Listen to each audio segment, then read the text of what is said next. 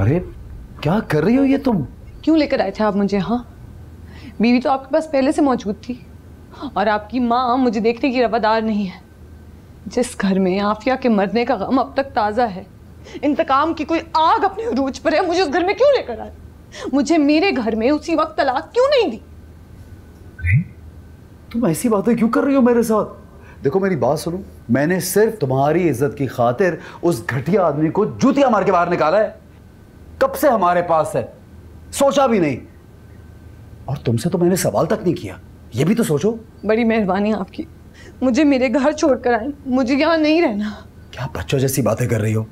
एक झूठे घटिया इल्जाम की खातिर मैं रात के इस पहर तुम्हें रूपोश नहीं होने दूंगा। आपके घर में मुझे पहले ही कोई बर्दाश्त नहीं करता और इस सब के बाद कोई गुंजाइश नहीं है। मैं यहाँ नहीं रह सकती। देखो मैं जानता हूँ ये दोनों जज्बाती हैं और अम्मी की तो उम्र भी ऐसी है, कुछ समझ में नहीं आता इस उम्र में।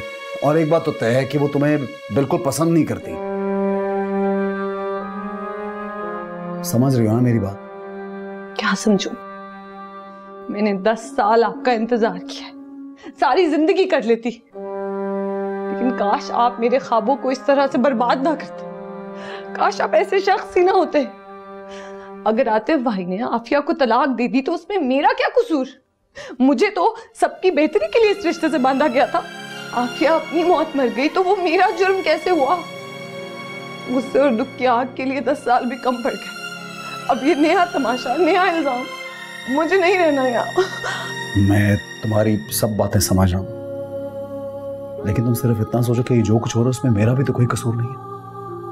बहरहाल बहुत रात हो चुकी है, अगर इस वक्त तुम इस हालत में अब्बा मियां के पास चली गई तो सोचो उन पे क्या गुजरेगी। बुजुर्ग हैं हमारे, अगर उनको कुछ हो गया तो उन्हीं का सोच लो। मैं सुबह होते ही तुम्हें खुद ले जाऊंगा।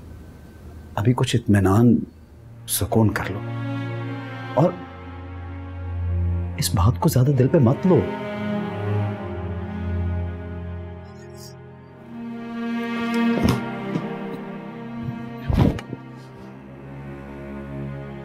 जरा खाली कर दिए, आराम कर लो।